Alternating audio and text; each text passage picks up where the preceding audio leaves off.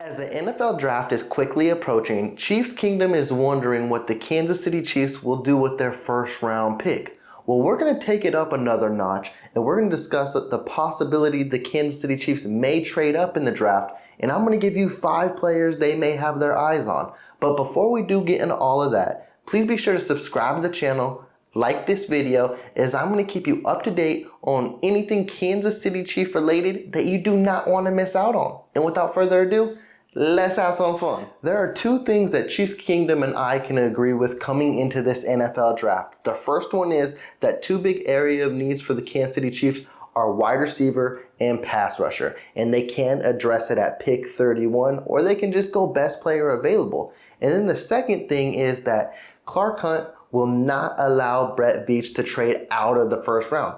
The draft is in Kansas City. You best believe the Chiefs are going to make a pick day 1.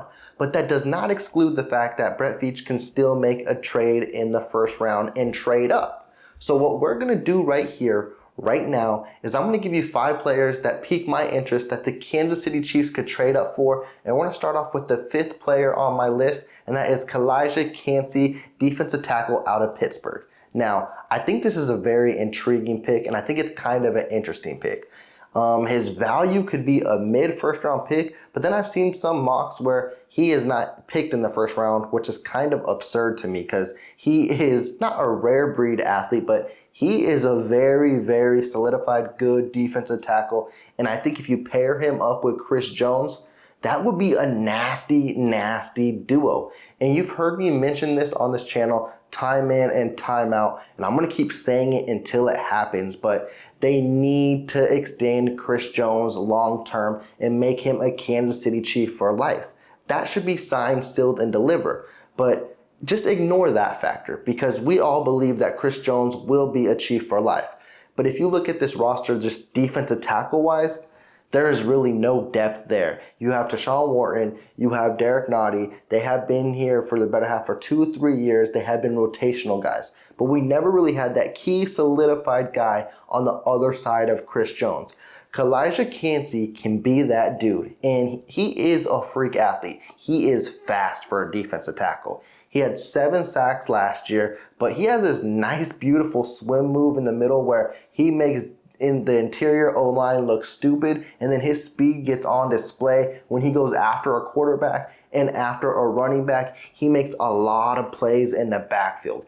And I think the cool part that what the Kansas City Chiefs can do if they focus on defensive tackle in the first round, you don't got to worry about an edge if you get another pass rushing defensive tackle. And I don't think the edge is as much of a concern, even though it is a concern and it is a value to address. But you got George Karlaftis, you got Charles Omenihu that just came in, you got Mike Dana, and we know how the Kansas City Chiefs operate. When it comes June, July, August, going in a training camp, they will sign one of these veteran pass rushers. That's why I know Chiefs Kingdom worries about pass rusher, but I think interior is the bigger hole. I don't know. Maybe we should discuss it. Chiefs Kingdom, what do you think you would love to see in the first round more? A pass rusher or a defensive tackle? I already know what way you're going to slide, and it's going to be pass rusher. But if you value the defensive tackle, and if you look past 2024, none of these guys are signed for the future, so I wouldn't be surprised if Brett Veach tries to nab his guy in the first round and partner him up with Chris Jones. Now, moving on to my 4th guy on the list, I'm going to go on the offensive side of the ball, and I'm going to focus on that line, and I'm going to look at the right tackle out of Tennessee, Darnell Wright.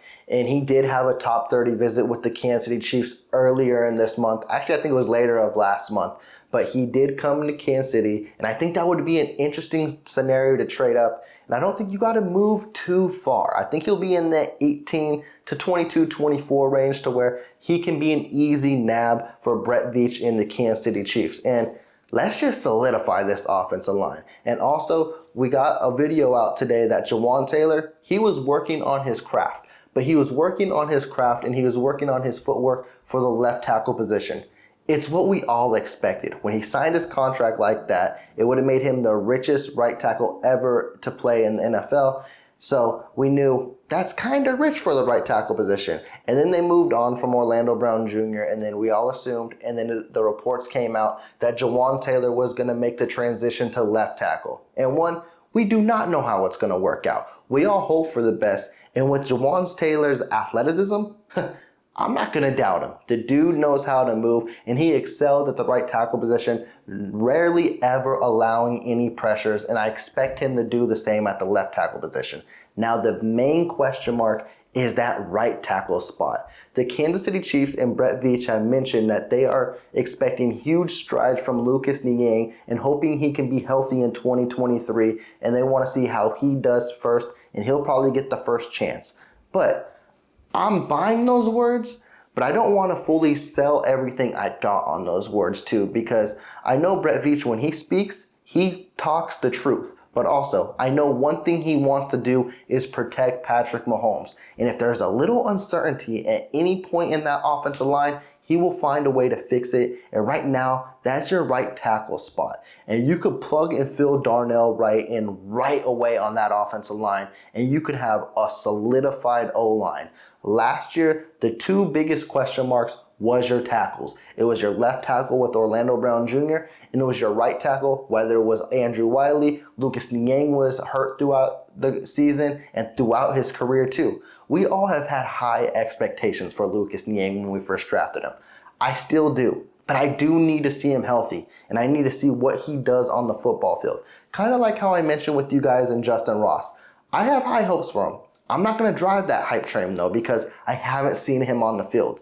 Same with Lucas Niang. I haven't seen him that much on the field. I do believe if he's healthy, he can be a key contributor on this team. But that is a big if he is healthy. And if Darnell Wright is available and the Kansas City Chiefs believe they can jump up high enough to get him, I wouldn't be surprised if they trade up and solidify that line and get their future right tackle. Now we are going back to the defensive side of the ball, and I'm going to focus in on pass rusher out of Clemson, Myles Murphy. Now I know initially when you hear that name, you're like, okay, I do not believe the Kansas City Chiefs will trade up that high. And early on in the offseason, Myles Murphy has been mocked in the top 10, maybe even top 12.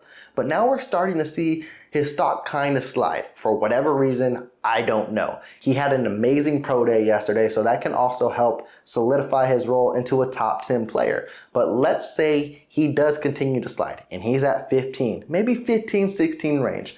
Do the Kansas City Chiefs feel like, okay, this is going to be a star pass rusher in this league? Go get your guy. I wouldn't be too shocked about it. I think he fits the mold of what Steve Spagnuolo loves in a pass rusher. He's a big body. He's a dude that never gives up on a play, and he will be your pass rusher for all three downs. The only thing I didn't have him higher on this list is because I need to see how the Kansas City Chiefs view Charles Omenihu, because, again, I know Chiefs Kingdom wants all these pass rushers and they want to improve the position, but they got names there. So you just can't throw bodies to throw bodies in certain positions, because then it doesn't make sense. Now, if you can move Omenihu on the inside with Chris Jones, then I can see that certain position of battles work out. But if the Kansas City Chiefs want to have Omenihu as an every down pass rusher, then I don't know if you value a pass rusher in the first round, and I don't know if Brett Veach looks that direction. But I do know Myles Murphy would be a great stud on this line, and then you have two young pass rushers moving on in the future, and again, he may not be your fastest pass rusher, but he's got that relentless motor that George Karlaftis has, and I think that's something Spags really, really loves to have on his defense. Someone that never gives up on a play. So if you happen to see it on draft night, Myles Murphy sliding a little bit to that 15 range, and if it's even that 20 range, I wouldn't be surprised if Brett Veach is running to that phone and trying to get another pass rusher in the first round. Okay, I think we went long enough. Let's get Patrick Mahomes a weapon. Now, what if Brett Veach just said and watched the whole offseason and everyone and their mamas questioning what kind of weapons the Kansas City Chiefs have going into 2023, and then he just trades up to get a Jaxon Smith-Njigba? And that's your wide receiver number one, or your slot receiver, or whatever it may be. That's how good Jaxon Smith-Njigba is. You can place him all over the field, and I think he would be a perfect fit in this offense. And honestly, that would be the only wide receiver I would trade up for, because there were reports coming out, and it's kind of not even reports, it's what we are all figuring. But when it comes to draft time, it's hype season, so everyone's value gets hyped up until you get closer to the draft. But guys like Zay Flowers, Quentin Johnston, Jordan Addison, we all think they're going to get selected so early on, but NFL scouts are only viewing Jaxon Smith-Njigba as the only wide receiver first round graded in this year's draft. So that means those dudes can slide and Kansas City can still nab them at 31. But if they want a solidified, legit weapon that can be a top 5 receiver in the future, they can go trade up for a Jaxon Smith-Njigba. And the funny part about that is too, with how not deep this wide receiver, I don't want to even say it like that, because when you get into the second round, this wide receiver class is deep. Second, third, and fourth round, you can get good stud, but it's not star heavy talent. Jaxon Smith-Njigba is that only guy, and that may affect him to where he can slide into like the 18 to 20 range. And if you happen to see him there, you will see me go crazy on draft night just wondering, when is Brett Veach going to trade up and get Jaxon Smith-Njigba? I think he would be a perfect pairing with Patrick Mahomes. And I think he provides something that this Kansas City Chiefs offense doesn't have, because Kadarius Toney, he's speed, he's elusive. Sky Moore, he's speed, he's got that good footwork, route running. We all know what Travis Kelce is. He's that do everything and you still won't stop him. And that's kind of what Jaxon Smith-Njigba is too. He doesn't have that breakaway speed, but he's got speed to him. He's smooth, he's silky. I love these smooth receivers that just know how to play the position. And I think if Brett Veach falls in love with him, which I hope he does, he will be a Kansas City Chief, and Patrick Mahomes will have his new weapon moving forward for the next 8 to 10 years. I could only pray that could happen. Now, to cap off this list, it could be another dream scenario, but that's what these mock drafts are for. That's what these videos are for. It's to have fun before reality sets in at the end of April. And who knows, it could happen. But like I mentioned previously on this video is Chiefs Kingdom. I hear you. I think everyone hears you. You want a pass rusher. Well, if you want a pass rusher, let's go for a star. Let's go for Lucas Van Ness. And I think he would be amazing on this defense. And honestly, I think he replicates everything George Karlaftis is, maybe to another notch. The dude is relentless. His motor is never off. He's not the fastest guy, but he has speed. Also, watching him, he plays a lot of outside of pass rusher too, but you can move him around on the line. He's taking snaps on the inside.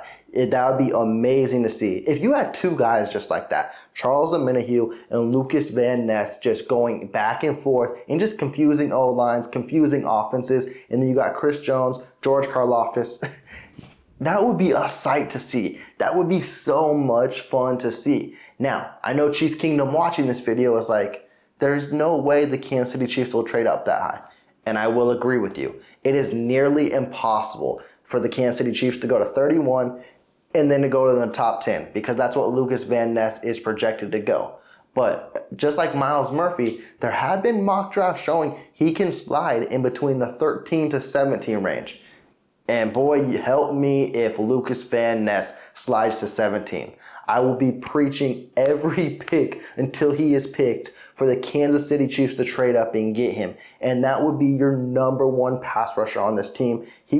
I think he would wreak havoc day one. And I think he would help and benefit guys like Chris Jones, George Karlaftis, Charles Omenihu. Then you got an elite defensive line moving forward. I think we talk about this every year. The Kansas City Chiefs always have talent on the defense to where we figure they could be top 10, they could be top 5. And then it comes September and it just doesn't click, and then we got to wait till November before we see any positive plays.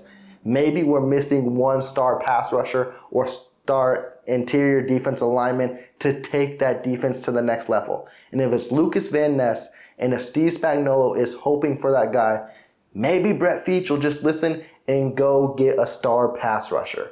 With that, Chiefs Kingdom, I am closing this video out. You let me know about my top 5 players that I feel the Kansas City Chiefs should trade up for. Is it realistic? Do you see it as a possibility? Or do you see another player that the Chiefs could trade up for? If you do, let me know the names in the comments down below. Let's have fun. Let's discuss. But before we do close it out, please be sure to subscribe to the channel, because we're going to do this daily. I'm going to keep you up to date on anything Kansas City Chief related. And if you did like this video, please leave me that big thumbs up. Y'all take care. Peace.